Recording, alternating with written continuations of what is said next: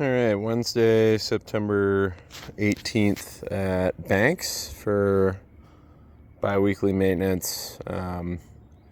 Today we kind of did our standard thing, cleared out a bunch of debris. In the front, deadheaded the remaining lamium. This hydrangea on the right isn't looking good. Definitely getting water. There's a sprinkler head right there. So I don't know. It might just be a kind of a wait and see, kind of like those other ones in the back. But just wanted to note it as it hasn't looked bad before. So it seems to be recent. Same thing up here. Just got this cleaned up. Lamium deadheaded. We did have time to go through and clean up these beds that we tore out earlier this year. They still haven't had the construction crew come and do the garage. We deadheaded the rose, got dead out below the laurels and Oregon grape, cleaned up the lilies a bit, deadheaded some of this tall aster. It's looking really nice along with that sedum. Got the roses deadheaded as well, still blooming, which is nice. Over here, just kind of cleaned up the lilies. We did end up cutting pretty much all the bleeding hearts to the ground. They're just totally done.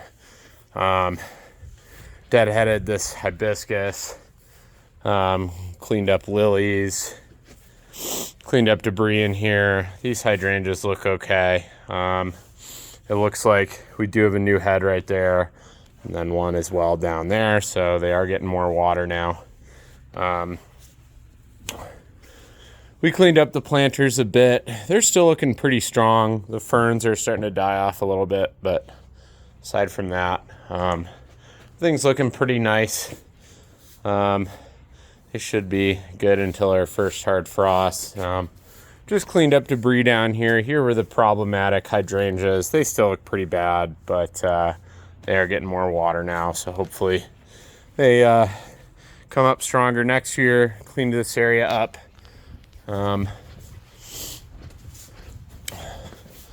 Just getting cleaned up here. Over in this area, we kind of stood back up some of the sedum that was flopped down.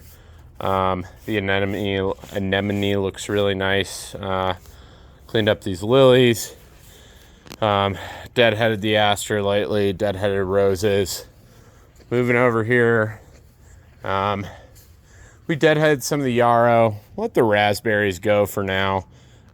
Did get a thorough inspection of the magnolia. Got all the scale out that we could.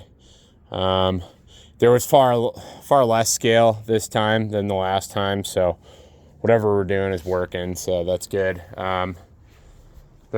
Pulled back some of the myrtle spurge from the neighbors and saw some more creeping in up here that we pulled. Cleaned up this whole area.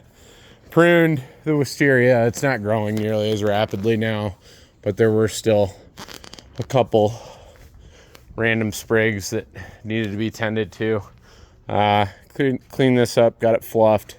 This chocolate sambuca continues to underwhelm. Just FYI, but it's still alive.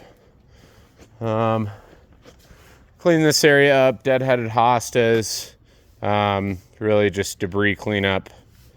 Over here, kind of tidied up the salvia and the aster, as well as the lilies. Got everything looking more controlled.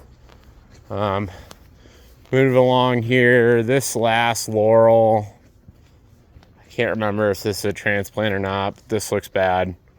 Kind of looks similar to those other ones that died.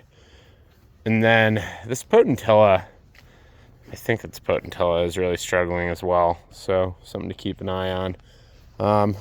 Cleaned up this whole zone. The English ivy. Got it fluffed. Moving down into the vegetable garden. We were able to actually put a pretty large effort into this today. We got the grape pulled back off the gate and then pruned back from some of the neighbors' stuff over there. We basically cut down all the lemon balm in here because it was getting out of control. And it's almost time for cut down anyway. We cut salvia to the ground that had new growth. Weeded this entire area. I don't think we had been back here in a couple weeks, so we got everything super well weeded. Pulled the raspberry or strawberry runners rather from random areas in here. Got this fluffed up, looking really nice. This is a night and day difference. We also got that area by the generators all raked out as well.